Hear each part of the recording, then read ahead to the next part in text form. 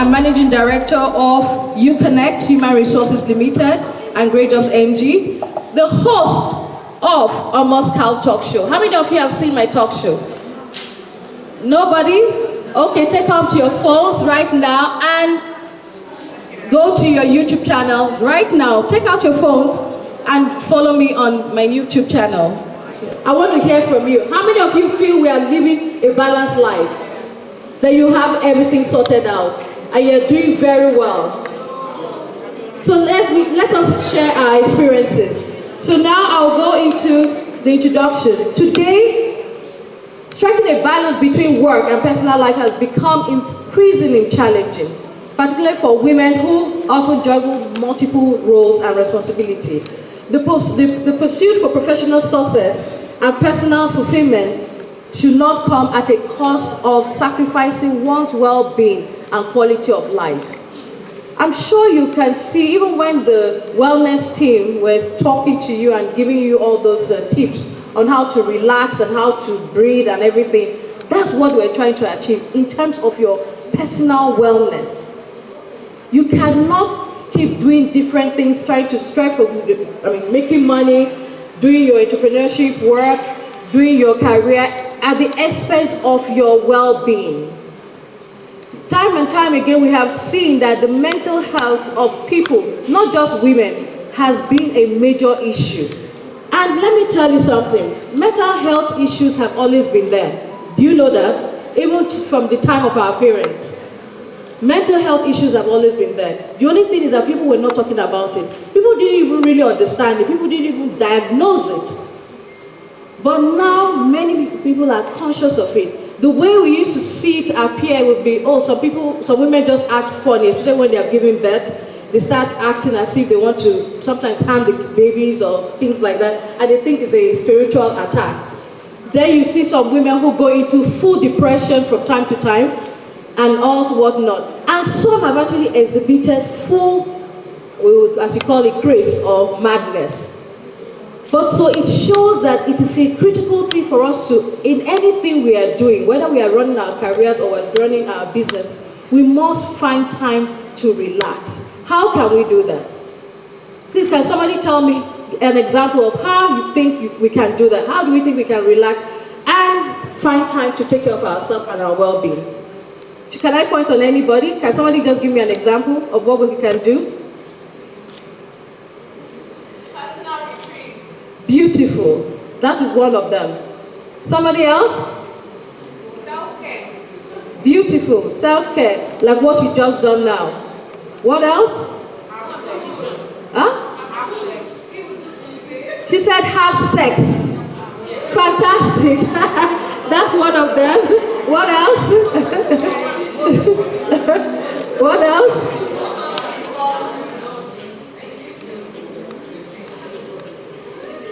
Okay, there are so many ways. I'm trying to do the slides. It's not working. There are so many ways we can achieve this. So as we mark the Happy International Women's Day today, let us reaffirm our commitment of empowering ourselves as women while promoting work-life balance through inclusive wellness. We must strive to create a workplace and community where women can thrive, flourish, and achieve their full potentials both personally and professionally. Now, we've talked about work-life balance. We've looked at it. And some of us have said we don't think that work-life can be balanced. But you can see the picture on the screen. You see work, you see life, and you see balance. And it shows a curve as if everything is balanced. But the truth is that for me personally and many people, life is not balanced. Work-life cannot be balanced. What you see is a juggling of different activities. What today you may have, there are different aspects of life. It's either your personal life, your work life, your community, your religious life, and at every point in time, each of them will take prominence. So what I personally do is that I put them in buckets, 3 buckets. One, the highest priority, the next one, mid priority, and the least priority. And at every point in time, my family may come first, major priority, my children need to go to school. I need to sort out my children, I need to follow up on them. The second one may be the work. The third may be church. But another day, I may be more pastoring something or heading a group in church today or for a project for the church, and it may take priority. And work will come next, and other activities will come follow after that. So that tells you that we will never really be able to balance our work life. What we are actually doing is juggling our lives. Do we understand that concept? We are juggling our lives. And I can use an example. When I started off as a young lady in school, not finished school, now I want to get married. I got married quite a bit early, about 25, not too early if you look at it. And while I was married in school, law school. I was juggling law school activities as well as being pregnant. I remember the pregnancy is not going to stop for you to go to school. Both of them have to take prominence. So I was doing both of them and I was juggling it. In my class, we had about 10 pregnant women out of maybe 300 to 500 students. And I can tell you, only 2 of us were able to continue with that class. A lot of them dropped out because they couldn't juggle that activity. 2 of us were able to finish to the end. And that was one part you can say I was juggling my situation. For of course, if I was doing my school work, I was doing of course, carrying the baby, I carried it to full term. And after that, I had the baby. What next? Another challenge. Just like many of you, another challenge was I was having babies and I was going to work. In fact, before I go to that, I had another issue with NYC. I couldn't go to NYC because the first place that they posted me to was Jalingo. Does anybody know where Jalingo is? I was pregnant, I had a newborn baby, and they posted me to Jalingo. The second time, they posted me to, I think, Taraba State. And I was like, what? There's no way. That is how you're looking at, that you can see that there are 2 pressing needs at the same time. Managing the home from my husband, managing the newborn baby, and having to move on with my career. And I couldn't do that. My career had to stop and slow. In fact, it stopped because I couldn't go to any of those places. And of course, I started looking for a solution. What was the solution? I heard then, which a lot of you are aware of, how to get connections to make it so that they can give you Port Harcourt, which is where I was living at the moment at that time. And I was able to walk it. And finally, I was posted to Port Harcourt and served in Port Harcourt where I was living. But you can see, at every given point in time, there was always that juggle. And when I got into Port Harcourt and I was serving in Port Harcourt, I had already lost out 2 years. So there's also sacrifice, especially in a woman's life. There's also that sacrifice, whereby whatever you are doing, you find out that something has to take precedence over some achievement. I had to sacrifice about 2 years. And by that time, I found out that most of my people, the people that I started with, had already gone 3 years working. And I was sad. I was like, how would I catch up? Because in your mindset, we cannot change that. We would always want to, not that we're competing with, it's just a natural thing. You feel that, you should be moving with your mates. Why are you not moving with your mate? But I wasn't moving with my mate, but at the point, I said, okay, I have a child, I have something to show for it.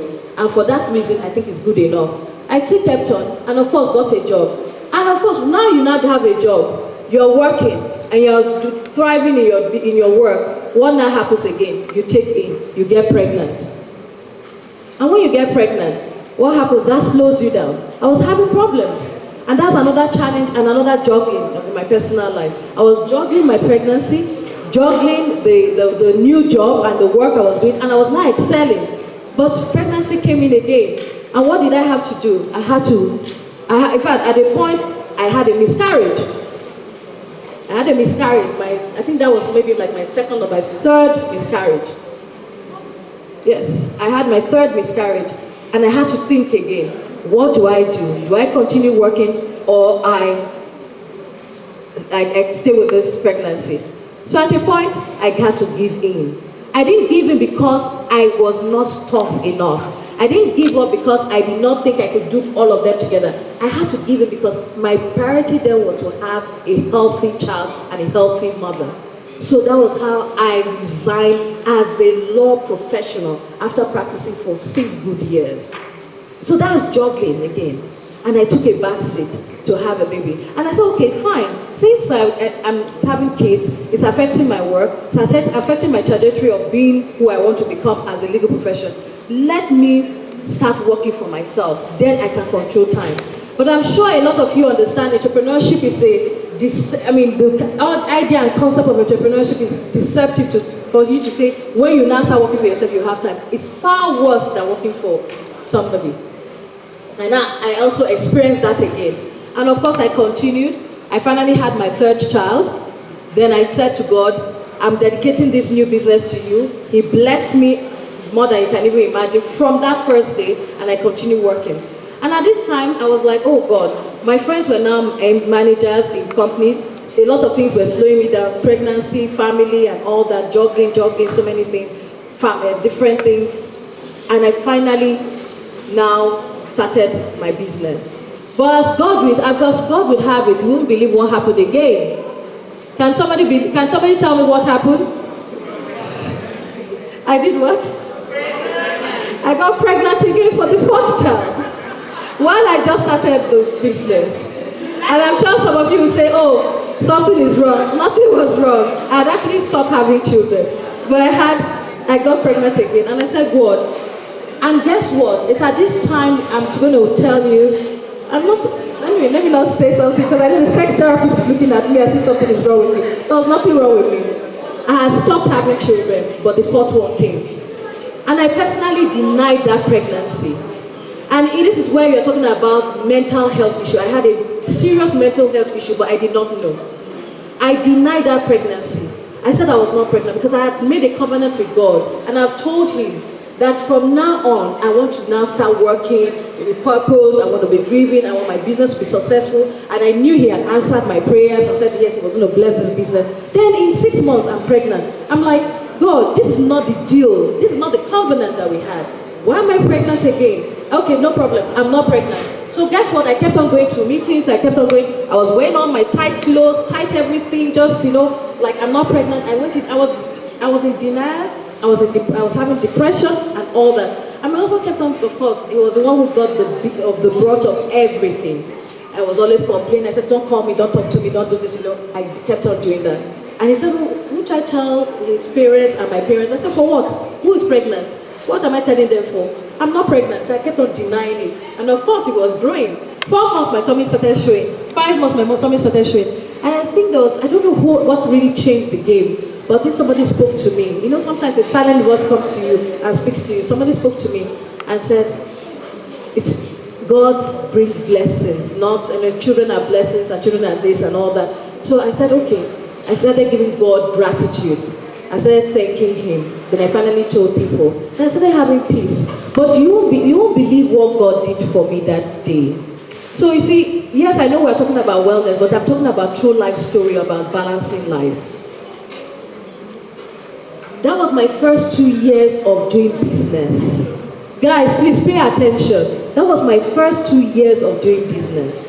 God did something extraordinary to me.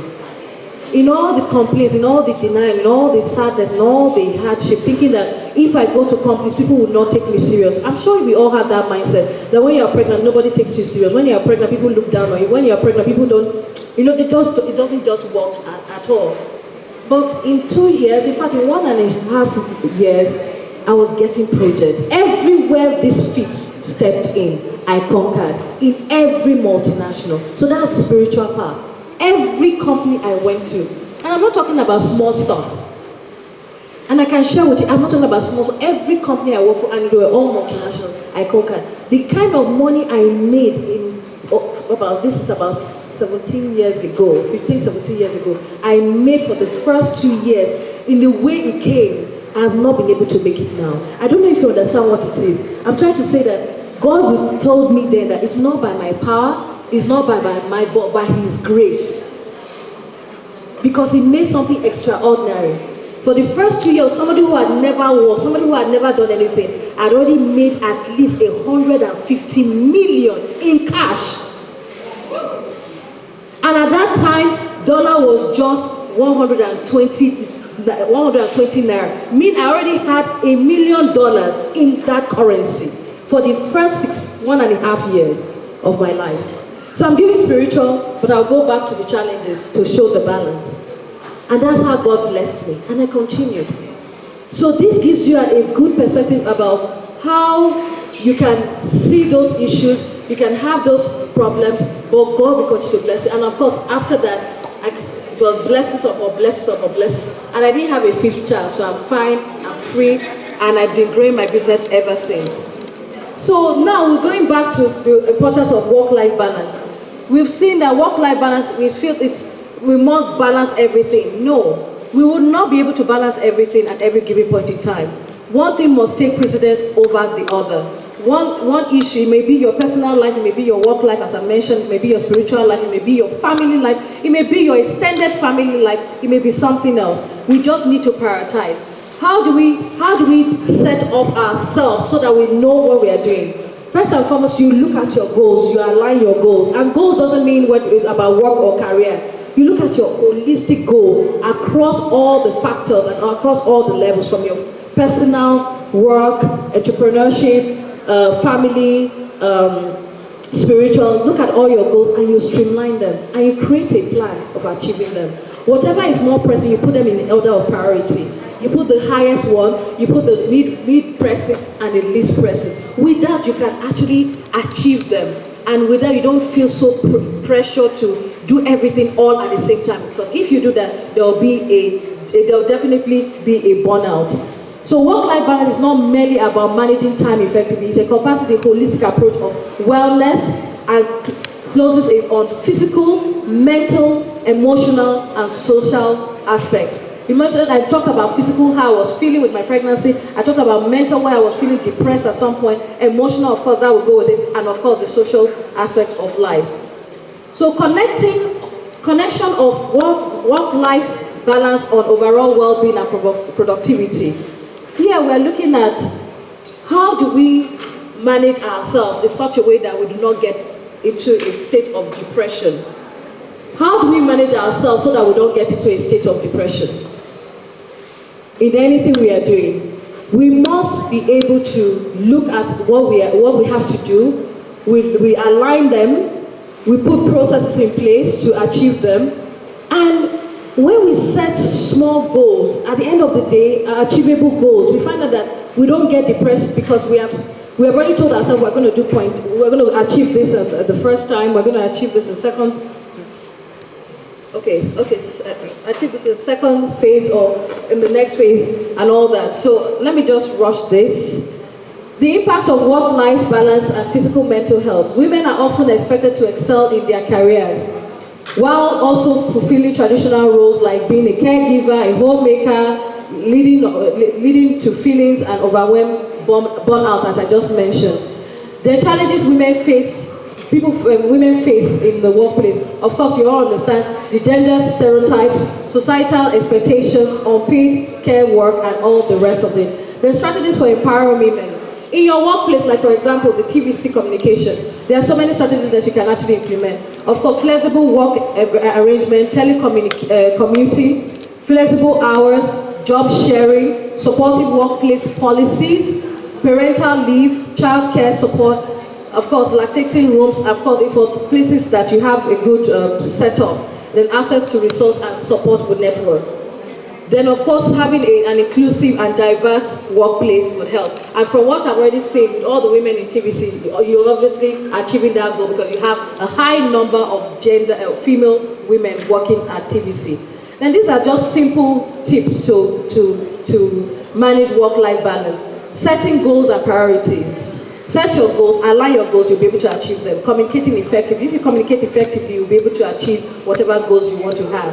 Then making use of flexible work arrangement, which I've just mentioned, and practicing self-care, like what people have just done with the wellness team, practicing it and ensuring that you do it frequently and taking your exercise from time to time. Then seeking support when needed. As a woman, don't believe that you can do it all. A lot of us are still in that quagmire of that we can do it all, we cooking, we can do this, we can do that. Try and delegate. Delegation is very critical. Delegate what you think, what you know you can give somebody else to do, and do the most critical things. Then in conclusion, I would say encourage women to prioritize their well-being and advocate for work-life balance. There should be a call for organization, or a continuous call to implement policies and programs to support women empowerment. I am personally committed to advocacy for gender equality and women inclusivity. Together, we can work together to ensure work-life balance. And I would like to just make this quote, it's my parting words. If you had heard it, this lady, the former CEO of PepsiCo, she made this video which went viral about 3 years ago during, of course, the COVID period. And she said, when she was asked about work-life balance, she says, there's no such thing like balancing work and family. It is a constant juggling act. And many times, it's the people around us, like our life partners, of course, like husbands, who make this juggling possible. So it's not something, you can never really balance life. It's all about juggling. Then the popular author of the book called On Juggling, she says, work-life balance is not something you find, it's something you create. So you cannot balance life. You must be able to create it for yourself. And of course, lastly, Dolly Parton, which we all know, says, never get busy making money that you forget to make a life. Never get too busy making money. So some of us who are making a lot of money or doing your careers and doing it at your peak, never get too busy. Then you forget to make a life, because once it's gone, it's actually gone. So thank you very much.